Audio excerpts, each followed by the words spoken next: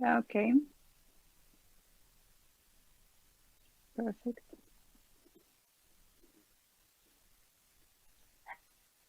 Hello, everyone. My name is Varvara Zikran Maria Mokhova. We're co-founders of White Rabbit Agency from Kiev, and today we're going to talk about PR in 2020, um, what it looks like, what has changed with the pandemic. Spoiler here, many changes, and what challenges face the brand no matter their size. And we will see how to work with the press and influencers to get success. In this presentation, we tried to grab all our knowledge and practical experience in PR, so there will be a lot of information in short time frame. Why do we know what we are talking about? Our agency has doubled the number of clients since the beginning of pandemic. We work with international brands that are worn by top influencers, interviewed by top media, and are widely represented in leading retailers. We have been working with the brands and also with two fashion weeks, Ukrainian and Tbilisi, as well as on a number of projects. Actually, this is what we do, the full-scale PR, strategic consulting, mentorship, and so much more. We managed to work with the most desirable influencers and got publications in top international media for our clients. But let's proceed to why we're actually here. So, what is PR and why it's so important in 2020? When the lockdown has started, there have been a lot of publication in fashion media about how to cut costs to survive, and almost each author recommended the brands to fire your PR representative or agency to stay afloat, motivating this. Like if you don't have business, just nothing to communicate. In a month, the headliners have changed, and everybody has started to say that during the lockdown, PR and communications are very, very important. So public relations is a strategic and a non-stop process that builds and maintains relationships between brands and its audience.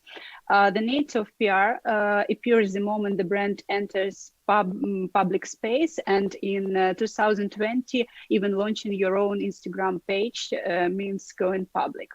From the very beginning, you need to tell your own story using the same words, saying about same things, about same aesthetics. That's why storytelling, and actually PR is about storytelling, is as important as the product itself. And even more, it works for sales. What we see on the market is sometimes the brand put equal mark between PR and advertising. But let's say that advertising is about a commercial relationship, and you see buying one or even several articles in media or in the influencer's account, it's not actually the minimum PR should cover. And PR is more about making editors and influencers fall in love with your brand and with your product and willing to support it without being paid. So if you are the brand, you need to communicate the following things. Firstly, you should say hello to the world, and to make a brand introduction to the press, local or international, depending on your strategy, if you would like to be sold worldwide. Secondly, you need to timely show your collections, collaboration, product drops, and so on and so forth, using the words you would like to be connected with. Thirdly, if you have news that need to be shared, just please share. Like Kim Kardashian wearing your dress, or new retailer you are now represented in, or Black Friday deal, and so on and so forth. When Celine Dion took the brand of Marc Sherwood, who is actually our client, and we shared it with international press immediately and got almost each walk on the planet, several interviews, and a lot of attention at all.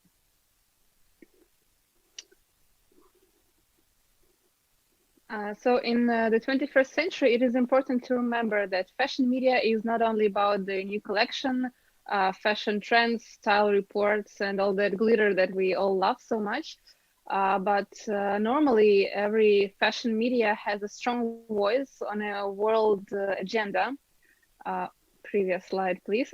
Sorry. Like Black Lives Matter, the pandemic and its influence, political issues, diversity, etc. And here are some of the examples that fashion media write about today. So if the brand wants to be heard, it is important to have a strong social position, but we'll talk more about that later.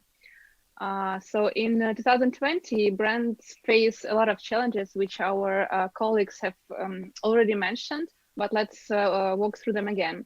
First one is the product. They say that millennials are super demanding to the product they buy, but actually now we're appealing to five different generations of audience. So the product quality, the supply chain, and a lot of things you have to consider, and taking into account also that basically there are no borders in 2020 despite the lockdowns even. So every brand should think not only about the local market but about the global market. So you have to be authentic and truly unique and have a clear voice. Also, as for the social position, think what your values are and what you stand for, and be vocal about it. This will be much appreciated by the media. The high demand for the content, and it's growing only higher. You should really care about how your brand looks like in all the social media as well, because without relevant content, there is not so much that even the most talented PR representative can do. Also, the long-term tendency is the growing speed of communication. And during the pandemic, it became even more visible because the rise of online media requires another absolutely different speed of communication as well. So it's easy to lose a chance to be featured in, let's say, roundup about seasonal trends if you don't communicate in timely manner. And last but not least, with the pandemic, it has become more difficult for young brands without influencer and media portfolios to enter the retailers, the wholesale market, because actually retailers have suffered a lot because of the lockdowns, and they want guarantees of sell-through, so they're even more cautious towards younger brands. Fashion is a global industry, and brand mostly work with the global audience, so you should appeal to it, keeping the notion of diversity and inclusivity in mind. So your content, even your size chart should appreciate all the varieties of beauty. And finally, sustainability now is much more expected by retailers, press, and even by influencers who ask for less packaging or reject from gifting offer, motivating this by wardrobe rule, one in, one out. They believe in. Of course, it's pretty hard to be 100% sustainable, but the brands should at least try, because as we believe in the 21st century, it's the only way to growth. And here we come to the influencers, who are basically the intermediaries between brands and customers. They play a big role when it comes to brand awareness, both for the direct consumers and for wholesale accounts, as the retailers normally analyze if the brand is being worn by celebrities and influencers, because this factor drives sales. It is highly important to work with influencers the way your budget allows to, because influencers, they work for brand image, sales, both direct and wholesale media, and the general universe of the brand in general. So there are different types of influencers. The easiest way to divide them is to stick to the number of followers. And here we get big, middle, and micro influencers. There's also a group of insiders. Mostly they don't have many followers, but a lot of them are really in the industry. So it's a separate category that we'll discuss. So let's run through all of them. Big influencers, in most cases, are as close to celebrity status as it gets. They have over 1 million of followers. Supermodels, bloggers from the first wave of early 2010s rising stars, all of them could fall into this category.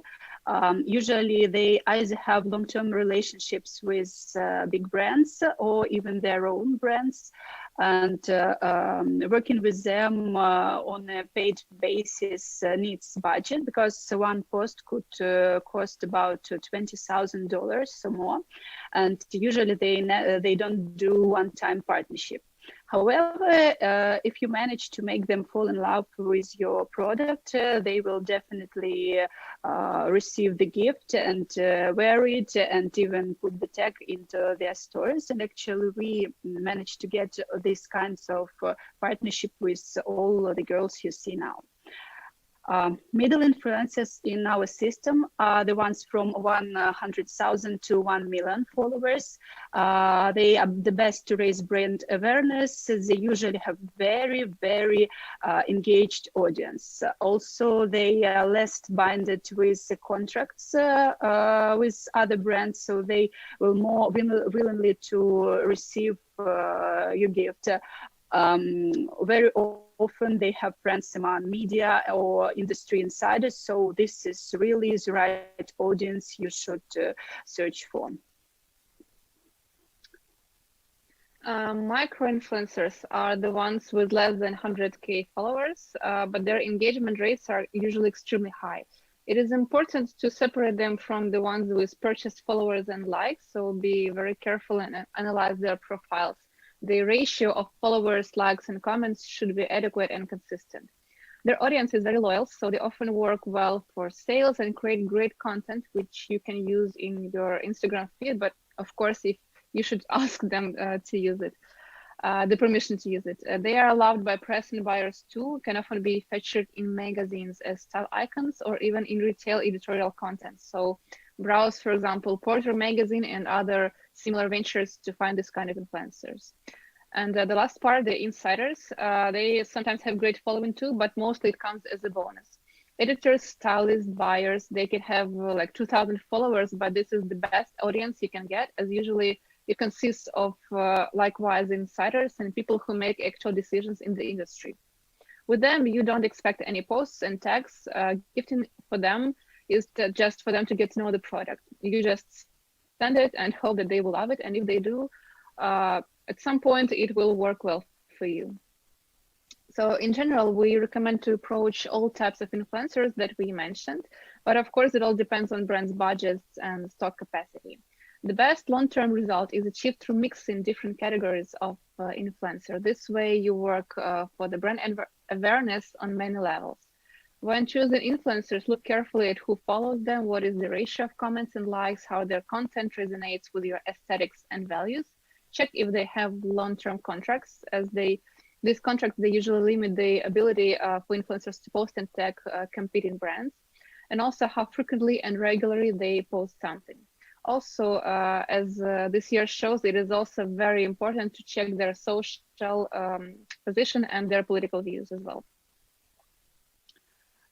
So there are 3 common ways to work with influencers, and the first one is the most obvious, paid collaboration. It gives you guarantees that they will post a discussed amount of feed posts or stories, of course, put the tag of your brand and make a photo from the angle you need. However, in order this partnership look natural, you need to make it long-term. And it will cost, of course, a budget. Second type of the cooperation is cooperation based on gifting, and it's about making influencers fall in love with your product. And if they do, you send them your product as a gift. A crucial point here is to never push them with posting, because let's remember that it's gifting and not paid collaboration. From our experience, if they love the product, they will post and they will tag. In general, this type of the cooperation requires less budget than paid collaboration. However, there is always a risk that they won't post. You should remember it. And finally, barter, which is basically working looking for user-generated content, you send the product in exchange for images, and these people shouldn't just even post it in their own Instagrams. You need to find influencers who will look natural in your Instagram, and whose ideas are the same as yours, and just communicate with them. With known brands, there is usually of influencers who are writing in the direct and willing to support you this way. As for media expectations, they have gotten even higher in 2020, so brands need to be extremely careful and thoughtful while pitching editors. First thing to keep in mind is consistency. You have to always stay on the radar and keep the news flow steady and regular.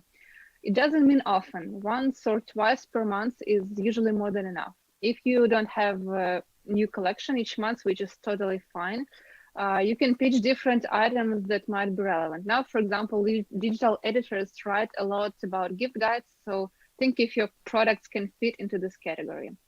Another point about consistency is the necessity to stay true to your own core values, position, and tone of voice that should remain consistent all through your communication ventures. So here are some examples to illustrate the consistency of communication. For example, Ukrainian brand Nadia Dak has been creating dresses with organza plisses and geometric figures made of pleats. And it has created the steady association with the brand, with the press. Another example is brand Nue, whose sparkling tops have been worn by literally every big influencer on the planet over the past year and a half. And so media associate it with the idea of jewelry clothing, like pret-a-party, the concept we came up with together with the brand, and reference it in this exact way because we communicated this idea in every press release and pitch that we have sent out. The next thing to remember is sensitivity and sensibility. First of all, if content is the king, then timing is his queen. You should always remember to whom and about what you're writing. For example, now writing to print magazines about seasonal sales reductions, so fall winter collection doesn't make sense because they're already working on their April issues. Another thing, remember that word is on fire now, literary and figure. So pitching party wear amidst lockdown is tricky. So please choose the right words. For example, when in the US protests started within Black Lives Matter movement, we in our agency completely stopped pitching to the US editors at all, because it was clear that it was not on the agenda, even on the fashion media who covered this protest. So you have always to be in touch with what's happening in the world, not to look insensitive. And some examples here. Brand Norba, which makes sportswear that is meant to be worn for workouts and paired with casual clothes. During the pandemic, we managed to get many publications for them, and all from different angles, like the influencer case, influencer wore it at home, then in the shopping selection, and in a business case in WWD. Also, due to, thanks to timely pitching editors, we got publications for Noea in Best Gift Guide selection of Vogue Italia last year, and some publications for Litkovska and Mercedes-Benz Fashion Week Tbilisi in a big analytical article. Yeah, I think there's something wrong with the clicker. Yes, something wrong with the clicker. But okay, last but not least, the authenticity and remaining true to oneself. It is crucial to know exactly who you are as a brand and what you stand for in terms of social responsibility. Even big luxury brands open up the curtains and show the inside of their ateliers, show their teams. Like, for example, Gucci shot a lookbook this summer on their designer team instead of models. Valentino consistently show their atelier workers, and it creates amazing resonance with the audience. So be open and transparent, show that there is a person behind the brand and it works great.